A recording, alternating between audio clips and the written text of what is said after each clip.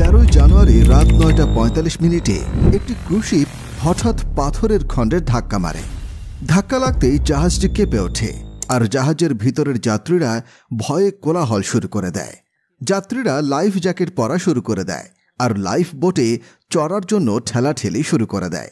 কান্না আর হইচইয়ের মধ্যে অর্ধেক ক্রুশিপ পানিতে ডুবে যায়। হয়তো ভাবছেন আমি এখানে টাইটানিক ডুবির কথা বলছি, কিন্তু না বন্ধু, এটা টাইটানিক ডুবির ঘটনা নয়। 1912 সালে বিখ্যাত জাহাজ টাইটানিক দুর্ঘটনার 100 বছর পরে ঠিক 2012 সালে আরও একটি ভয়ানক জাহাজ ডুবির ঘটনা ঘটে। এই জাহাজটি ছিল টাইটানিকের থেকেও অনেক বিলাসবহুল আর বড়, যার নাম ছিল কোস্টা কনকর্ডিয়া।